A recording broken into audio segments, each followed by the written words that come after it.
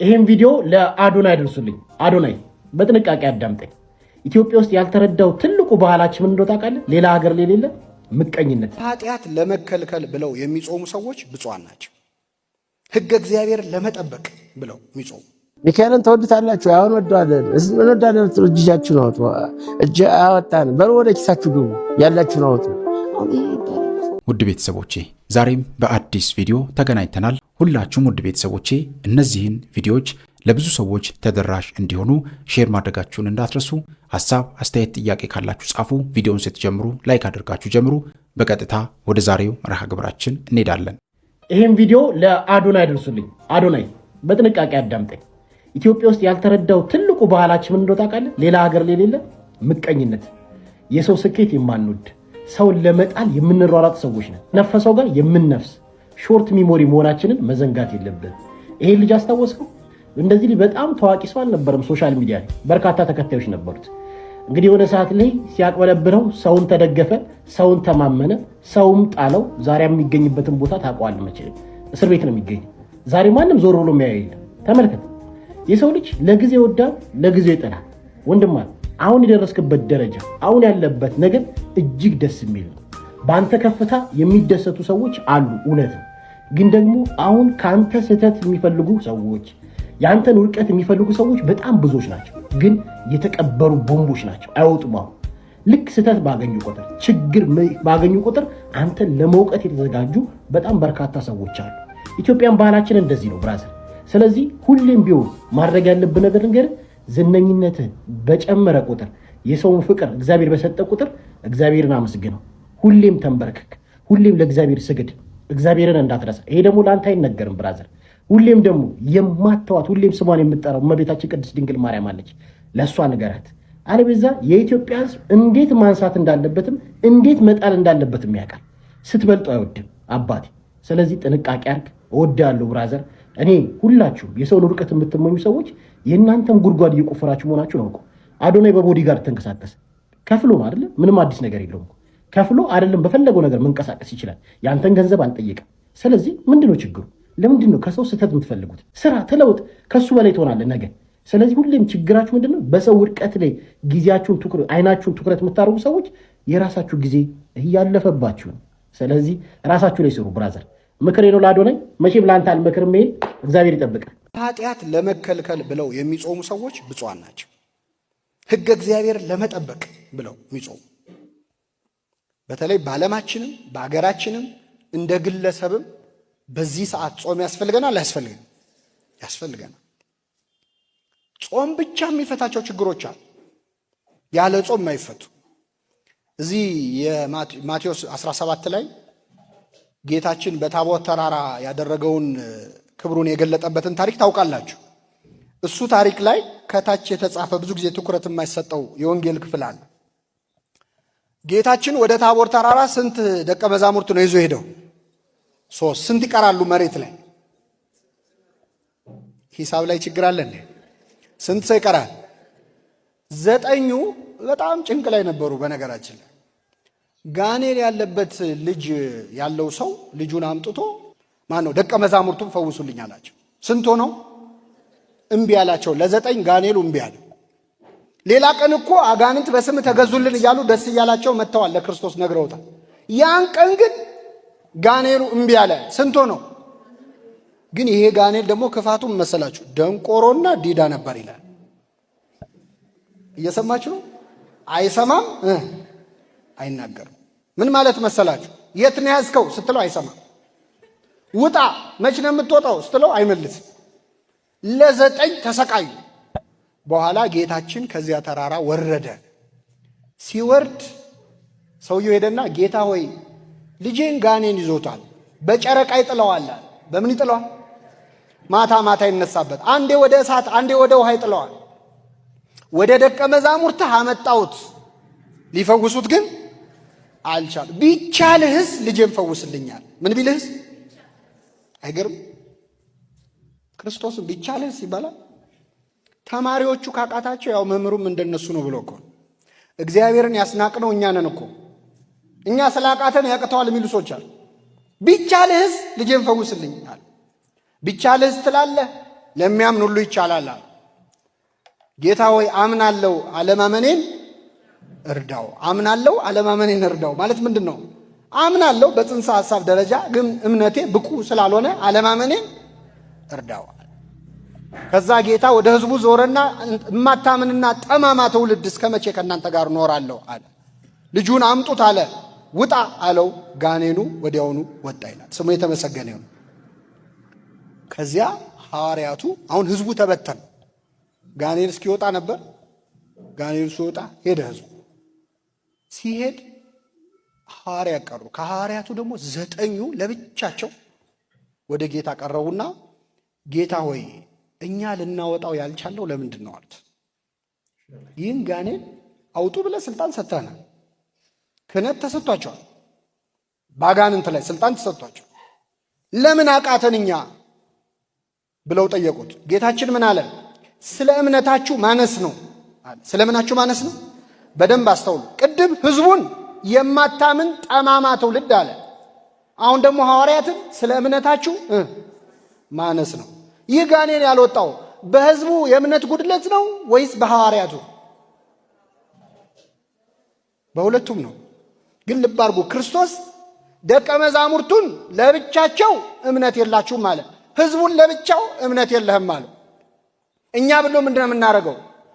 እኔማ ስልጣን ሰጥቻቸው ነበር፣ መቼ ይጠቀሙበታል?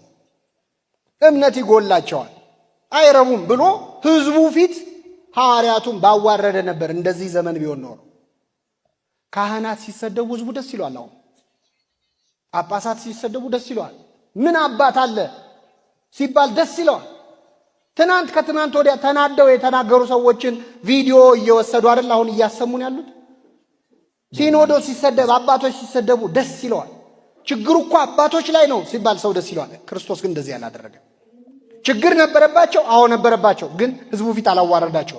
ሕዝቡን የወቀሰው ሐዋርያቱ እምነት ቢጎላቸውም እንኳን እናንተ እምነት ካላችሁ ይህ ጋኔን ምን ይል ነበር? ይወጣ ነበር። እምነት የላችሁም ብሎ አባረራቸው፣ ሸኛቸው። ሐዋርያቱን ደግሞ ምን ሕዝብ አለ ይሄ የማይረባ ሕዝብ አላለ። እምነት የሌለው ሕዝብ እናንተ እኮ ታወጡ ነበር፣ ሕዝቡ እምነት ጎሎ ነው አላለ።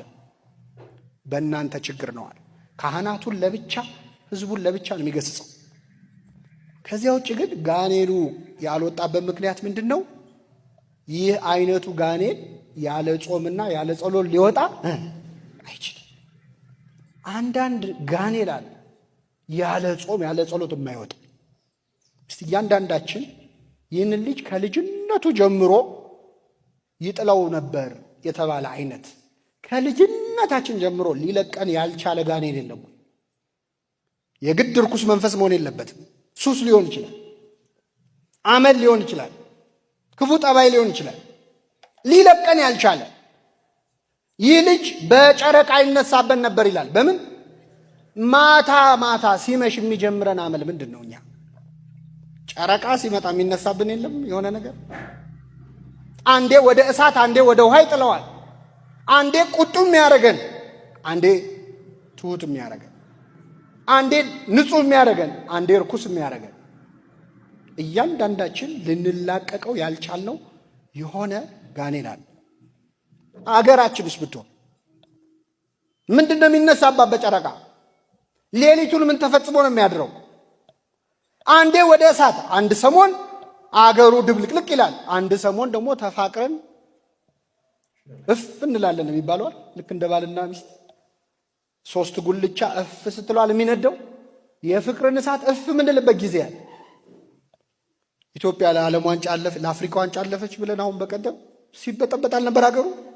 በማግስቱ ደግሞ ሲሰዳደብ ነው ያለው። አንዴ ወደ እሳት አንዴ ወደ ውሃ ማለት ከዚህ የተለየ ምን አለ? አንዴ ፍቅር ያደርገናል፣ አንዴ ጸበኛ ያደርገናል።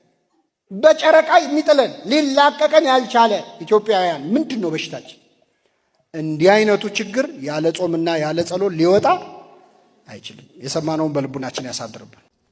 አሁን እኮ ምን አይነት ባርነት ውስጥ ነው ያለ ነው? በጣም አደገኛ ባርነት ውስጥ እኮ ነው ያለ ነው። በሚገርም ሁኔታ የህሊና ባርነትን የሚያህል ትልቅ ባርነት የለም። ስለዚህ በውስጠኛው ክፍል ያለው ባርነት ከከፋ የውጭው አያስቸግርም እና በገላትያ ምዕራፍ 5 ቁጥር 1 ላይ እንዲህ ይላል፣ በነፃነት ልንኖር ክርስቶስ ነፃ አወጣን። እንግዲህ ጸንታችሁ ቁሙ፣ እንደገናም በባርነት ቀንበር አትያዙ የሚል ስጋቱን ገልጾልናል። እንደገናም በባርነት ቀንበር አትያዙ ለመያዛችን ምክንያት ነው ማለት ነው። መያዛችን አይቀርም፣ አትያዙ ነው ያለው። እነሆም እኔ ጳውሎስ እላችኋለሁ ብትገረዙ ክርስቶስ ምንም አይጠቅማችሁም፣ ሕግንም ሁሉ እንዲፈጽም ግድ አለበት ብዬ ለሚገረዙት ሁሉ ለእያንዳንዶች ደግሜ እመሰክራለሁ። በሕግ ልትጸድቁ የምትፈልጉ ከክርስቶስ ተለይታችሁ ከጸጋው ወድቃችኋል። ሕግን ብቻ በማክበር ሕጉን ብቻ በመያዝ ክርስቶስን አይቀበሉም። በብሉይ ኪዳን ሕግ እንመራለን ይላሉ፣ ግን በክርስቶስ ነፃ እንደወጡ ልቦናቸው ማመን አቅቶታል። ዲያብሎስ እንደታሰረ፣ የአጋንንት ኃይል በስሙ እንደሚመታ፣ እርኩሳን መናፍስት በስሙ እንደሚገሰጹ ይህንን ኃይል ረስተውታል። አይሁዶች በሕግ እንጸድቃለን ስላሉ ሕግ ብቻ አይጸድቃችሁም በቃ። የክርስቶስ ሥጋና ደም የክርስቶስ እምነትና ኃይል በውስጣችሁ ካልገባ በሕግ ምንጊዜም አትችሉም አለና ክርስቶስ ነፃ አውጥታችኋል። ነገር ግን እንደገና በባርነት እንዳትያዙ በማለት ጸንታችሁ ቁሙ አጽንዖት ያለው ቃል ሰጠን። እግዚአብሔር አምላክ ስሙ ለዘላለም የተመሰገነ ይሁን። የመንፈስ ቅዱስ መያዣ እንዲኖረን የግድ መንፈስ ቅዱስ ሆይ ብለን ልንማጸን ይገባል። ጠብቀን፣ አድነን፣ ራእያችን ሁን፣ መንፈሳዊ መልእክታችን ሁን፣ ጠባቂያችን ሁን፣ በረከታችን ሁን። ለዚህ ነው አባቶች ጰራቅሊጦስ የምትለዋን በመዝገበ ጸሎት ውስጥ ያለችውን ቃል በመጸለይ ሁልጊዜ እየሰገዱ መንፈስ ቅዱስ እንዳይለያቸው ይማጸናሉ። ይህ መንፈስ ቅዱስ በ40 ቀንና በ80 ቀን አግኝተናል። ሆኖም ግን ይህንን ለማጥፋት ክፉ መንፈስ በጋራ ሆኖ እየታገለን ያለው። በቀኝ በኩል መንፈስ ቅዱስ ሲኖር፣ በግራ በኩል ደግሞ እሱም ተካፋይ ለመሆን ትግል ላይ ነው ያለው፣ አብሮ እየተወለደ ማለት ነው። አልፎም ተርፎውን ቀኙም ግራውም ተያዘ። ቀኙንም ጠቋር ያዘው። ያው እንደምንገነዘበው አስቸጋሪ ነገር ነው። የቀኝህን ክፍልም ተቆጣጥሮ ግራውን ለሌላ ኃይል ሰጥቶ ያው መናፍስት በጋራ ዙሪያውን ወጥረው ይዘውናል። እንግዲህ ችግሩ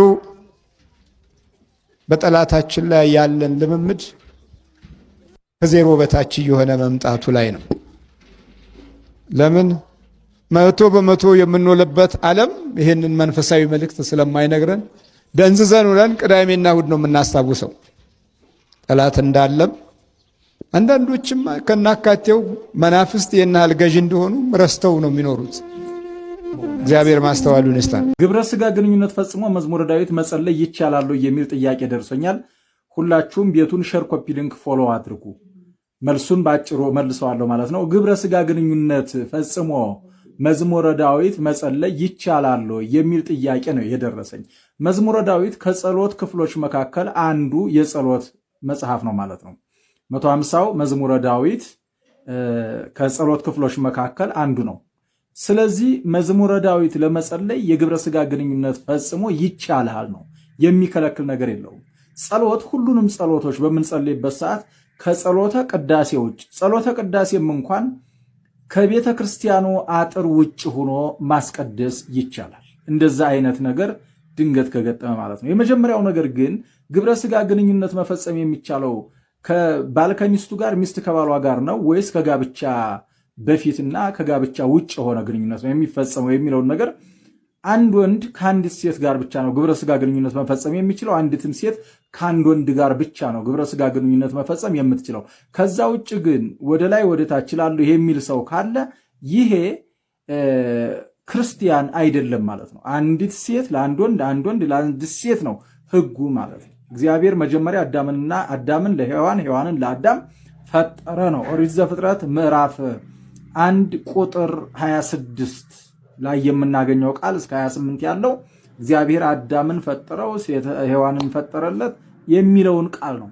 ይሄ ነገር አንዲት ሴት ለአንድ ወንድ። ስለዚህ ጋብቻ ላይ ያለ ግንኙነት ኃጢአት አይደለም ነው፣ ኃጢአት አይደለም። አጽዋማትን ለማክበር በዓላትን ለማክበር እግዚአብሔርን እንደው እንደ መላእክት ሆነን እንድናመሰግነው አበይት በዓላትንና አጽዋማትን እናከብርበታለን። በጋብቻው ላይ ጋብቻው እንዲከብር እናከብርበታለን እንጂ ግብረ ሥጋ ግንኙነት በባህሪው ኃጢአት አይደለም፣ የተፈቀደ ነው። ለምን? በዕብራውያን 13:4 ላይ ጋብቻ ቅዱስ ነው፣ መኝታው ደግሞ ምንድን ነው? ርኩሰት የለውም ነው። መኝታው ርኩሰት የለውም የሚለው ምኑን ነው?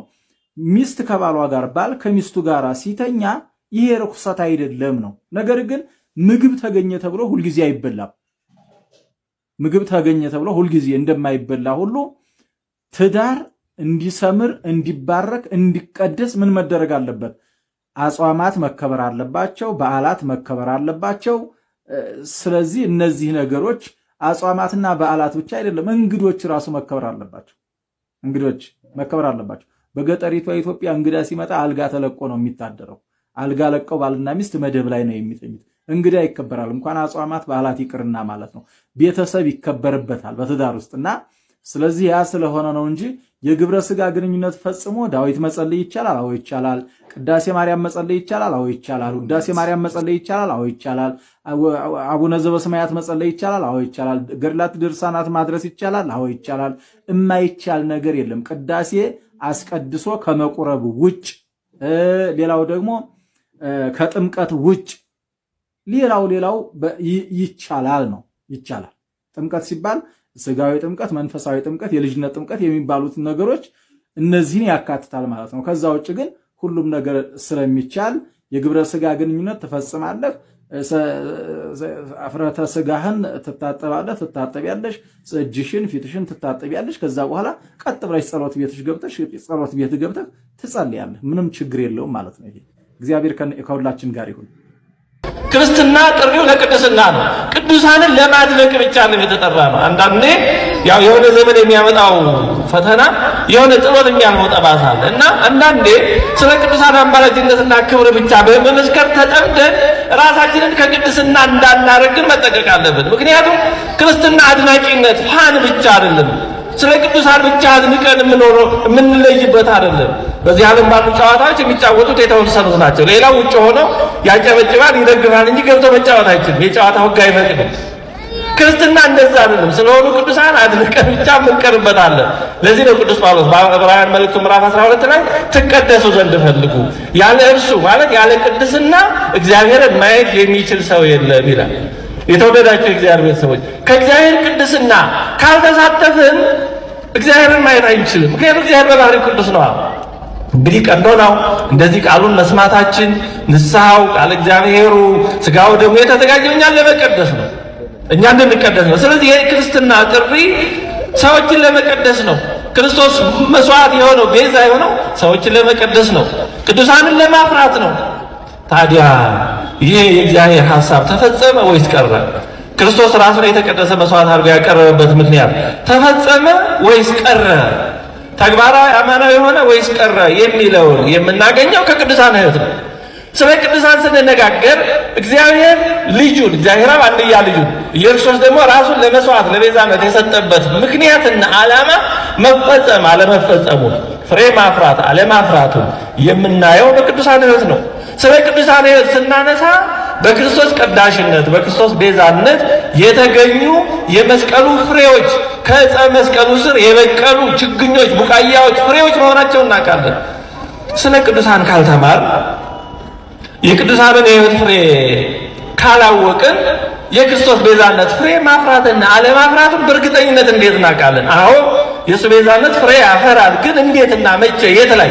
ይሄን በተግባር የምናገኘው ከቅዱሳን ዜና ሕይወት ነው። ከቅዱሳን ገድላት፣ ቅዱሳን ሕይወት ከሚናገሩ የተለያዩ መጽሐፍ፣ ከስንክሳር፣ ከገድላቸው ከመሳሰለው ነው። ወንጌል ዘር ነው፣ ቅዱሳን ደግሞ ፍሬዎች ናቸው። ወንጌል የሚነግረን ሂዱ፣ አስተምሩ፣ ስሩ፣ እንዲህ አድርጉ ነው የሚለው። ወንጌል ትእዛዝ ነው። ወንጌል መመሪያ ነው። ወንጌል አቅጣጫ ሰጪ ነው። ፍሬውን ግን ብዙም አይነግረን። ወንጌል የሚነግረን የጌታችንን ትእዛዛት ነው። በአብዛኛው የተወሰነ ትንሽ የወንጌልን ፍሬ የወንጌልን ተግባር በትንሹ የምናየው የሐዋርያት ሥራ የተባለው መጽሐፍ ላይ ነው። ግን የሐዋርያት ሥራ የሚነግረን ከ12 ሐዋርያት መጀመሪያ የተወሰነ ስለነ ቅዱስ ጴጥሮስ ስለነ ቅዱስ ያዕቆብ ይነግረናል እስከ ምዕራፍ 12 አካባቢ። ከዛ በኋላ ከምዕራፍ 13 ጀምሮ ግን ስለ ቅዱስ ጳውሎስ ነው በአብዛኛው በሱ ሐዋርያዊ ጉዞ በሱ ተጋድሎ ስለ ክርስቶስ ስለተቀበለው መከራ ዙሪያ ነው የሚነግረን። ከዛ ባለፈ ቅዱስ ማቴዎስ ምን እንዳደረገ፣ ቅዱስ በርቶሎሜዎስ፣ ቅዱስ ፊልጶስ፣ ሌሎችም ቅዱስ እንድርያስ፣ ሌሎች ሐዋርያት እንዴት ፍሬ እንዳፈሩ፣ እንዴት ወንጌልን እንደሰበኩ፣ ምን አይነት ተጋድሎ እንደተጋደሉ፣ ምን አይነት ፈተና እንደደረሰባቸው፣ እንደ በጎች በተኩላዎች መካከል እልካቸዋለሁ ብሏቸዋል። በምን አይነት ተኩላዎች መካከል እንደተጓዙ አይነግረንም መጽሐፍ ቅዱስ። እንደ በጎች በተኩላዎች መካከል እንደሚልካቸው ግን ነግሮናል። ግን እንዴት ተጓዙ፣ ምን መከራ ደረሰባቸው፣ እንዴት አለፉት በወንጌል ላይ ይህ ተጽፎ አናገኘውም። በሐዲስ ኪዳን ትንሽ ቅድም እንዳልኳቸው በሐዋርያት ሥራ ላይ ነው እናገኘው። የሐዋርያት ሥራ ቅዱስ ጳውሎስን ሮም እንደታሰረ ነው የሚተው። የሐዋርያት ሥራ ምዕራፍ 28 ድንገት ቅዱስ ጳውሎስ ሮም በቁም እስር ላይ እንዳለ ያቆማል። ቅዱስ ጳውሎስ ከዛ በኋላ ይፈታ ገደል አይነግረንም። ከዛ በኋላ ባሉ የቤተክርስቲያን ታሪክ መጽሐፍት ነው ቅዱስ ጳውሎስ ምን እንደሆነ የምናገኘው። የተወደዳችሁ እግዚአብሔር ቤተሰቦች፣ ስለዚህ ስለ ቅዱሳን ስንማር ስለ ወንጌል ፍሬ እየተማርን ነው ማለት ነው። ሚካኤልን ተወዱታላችሁ? አሁን ወደዋለን። እንወዳለን። እጃችሁን አውጡ። እጅ አወጣን በሉ፣ ወደ ኪሳችሁ ግቡ። ያላችሁን አውጡ። ይህን ያህል ሺህ ብር ዛሬም በግድ ማስገባት አለብን። ይህን ያህል ሺህ ብር ካልገባ ታቦቱ አይገባም። እኔ ሚካኤል ሲል ሰምቼ ይህን ከምሰማ ብዬ ታቦቱ ሳይገባ ትጀጃለሁ። ይህ ነው የሚታሰብ። ኧረ እንደው ሰምታችኋል? ሁሉም ወጣቱ ሰምቷል። አያስቀጥልና ይህ የዓለሙ ሕዝብ ተጫውቶ የጨረሰው ቁማር ነው። እንደ ቤተክርስቲያን ፍጹም ሊገባ ይገባል። ተወደዳችሁ እልል በሉ። ይሄ ነው ትምህርቱ። ምንድነው? አጨብጭቡ። ለመድኃኒዓለም ክብር መግለጫ 10 ብር ዛመታል። አጨብጭቡ። የመድኃኒዓለም ክብር በብር ይገለጻል። ይህ ቢታሰብበት ሊቃውንቱ ብዙዎች ናቸው፣ ግን በኃላፊነት የሚያሰራቸው ሰው የለም። አሁን በእግዚአብሔር ዘንድ ያልተፈቀደ በሰው ዘንድ የተፈቀደ ዝም ተቻችልን ጊዜ እናሳልፍ። ዝም ብለን አለቃውን እንዲህ ነው ይሄ ምንድነው አለ መሰለኝ የሚደረግ ነገር እንዲህ አትበሉኛ፣ ጸሐፊው ምን አትንኩኝ፣ አስተዳደር አይችልም አትበሉኝ፣ ሌላም ነገር እንደዚህ የሚባክን ነገር አለ መሰለኝ ያንን አትንኩኝ፣ እናንተንም ምን ያነቃችሁ ደሞዛችሁን እንጨምርላችኋለን። ዝም በሉ። ደሞዝ ካልተቀነሰብህ አንተ ምን አገባህ አይባልም። የኛ ደሞዝ ክርስቶስ ነው። እና ቤተክርስቲያኒቱ ትንሽ ወጣ እያለች ነው። የሊቃውንት ጉባኤ ቢያስቡበት ጥሩ ነው። ሊቃውንት ጉባኤ ቢወርዱ ወደታች ካህኑ ብቻ አይደለም ምዕመንም ቢኖርበት የሚገባውን ገንዘብ ለሚገባው ይሰጠው። አንድ የድጓ መምህር የሚታጠቀው ሱሪ አጥቶ አንድ አቃቤት ወይም ታሪክ መነኩሴ 7 ካባ ለብሳ እየሄደች ኢትዮጵያ ቤተክርስቲያን እናስተዳድረው። ተው ጥሩ ነው። አሁን የሰሜኑን ተው ምንም ብትመረጭረው አይለቀውም፣ ምንም አይልም። አሁን ወደ ደቡብ ወደ ጉራጌ ሀገር አንድ ሙስሊም ከነ ቤተሰቦቹ ወደ ክርስትና ተቀብሎ እሱ ጥሩ ካህን ነው እያስተማረ። አሁን ይሄን ሰው የኔት አድርገን ነው ምን ይዘው ወደ ቤተክርስቲያን ይሰረቃል እያለ ነው ምን ይዘው። ይሄኛው ህይወት ይሻለኛል ወደኛ መጥቷል አይደለም፣ ቤተሰቦቹን ጠቅሎ መጥቷል። የሚሰረቅባት ቤተክርስቲያን ናት እያለ ነው እኛ ምን አስተምረው ምን ስበው ሌላው የሚሳበው እና ይሄ ቢታሰብበት ለማን እንደሚነገርም አቅሙም የለም። ዝም ልብ ብቻ ይሄ እንዳልተስማማ ምግብ ሲወጣብህ ሲወርድብህ እየዋለ ነው እንጂ ሊቃውንቱም የሆነ ስራ እየሰሩ አይደለም ማለት ሀቁ ይተረክ አበል ብቻ ቀረብኝ የሚል ሰው ነው የምትሰማው። በዚህ ቀን ግናይ ሳልቆም በዚህ ቀን ምህላ ሳልቆም አዲስ አበባ ያልተቆመ ምህላ የት ሊቆም ነው? ከእንግዲህ ትግራይ ሞቷል፣ አልቋል። አሁን ሰው ሊቃውንቱ አልቀዋል። ጎንደርም ተደግሟል፣ ወሎም ተደግሟል። የላስታ ሊቃውንት በምን ላይ እንዳሉ እናያለን። የአክሱም ሊቃውንት በምን አይነት እንዳሉ በምን አይነት መከራ እንዳሉ እናውቃለን። የጎንደር ሊቃውንት በምን ያህል እንዳሉ፣ የጎጃም ሊቃውንት በምን ያህል እንዳሉ እናውቃለን። አሁን ሊቃውንት ተንጠፍጥፈው ያሉ እዚህ ነው አይደለም? በስነ ስርዓት እንዲገለገል የቀሩ ነገሮች ሁሉ ምህላዎች፣ መዋዳቶች እንዲቆሙ ለምንድን ነው የማይደረገው? እንኳን በዚህ ሁሉ በ300 ደብር ተጸልዮ በአንድ ደብር እኮ በትክክለኛ ከተጸለየ እግዚአብሔር ይደርሳል። ግን አገልግሎቱ ቅድመ እግዚአብሔር የሚደርስ ቢሆን ጥሩ ነው። እንደው ቢታሰብበት፣ ማህሌቱም ስርዓት ቢኖረው፣ የቀሩ ቃል እግዚአብሔሮች ቢባሉ፣ የማይቀሩ ነገሮች ቢባሉ እና እኔ ብዙ ተናግሬ በእውነት እግዚአብሔር አምላካችን ስሙ የተመሰገነ የተወደሰ ይሁን። እንግዲህ በዛሬው ቆይታችን እነዚህንና መሰል ጉዳዮችን ለመዳሰስ ለማየት ሞክረናል። በቀጣይም እንደዚሁ የሚያነቁ የሚያበረታቱ መንፈሳዊነታችንን ከፍ የሚያደርጉ ትምህርቶችን፣ ቪዲዮዎችን ይዤላችሁ እስከምንገናኝ ድረስ የቅዱሳን አምላክ ከሁላችን ጋር ይሁን። በሀገር ውስጥም ከሀገር ውጭም ያላችሁ ኢትዮጵያውያን፣ ኤርትራውያን ቤተሰቦቼ ሰላም እግዚአብሔር ከሁላችሁ ጋር ይሁን። ብዙ ነገር የተማርንበት ብዙ ነገር ያገኘንበት ቪዲዮ ነው ብዬ ተስፋ አደርጋለሁኝ። ታዲያ ሁላችሁም ኦርቶዶክሳውያን ቤተሰቦቼ ይህንን ቻናል ለብዙ ሰዎች ተደራሽ እንዲሆን ሼር ማድረጋችሁን እንዳትረሱ። ላይክ አድርጉ። ቪዲዮን ለብዙ ሰዎች እንዲደርስ ሼር በደንብ ብታደርጉ ብዙ ሰዎች እንዲማሩ ብዙ ሰዎች እንዲለወጡ ምክንያት እንሆናለንና ሁላችንም ይህንን ልናደርግ ይገባል።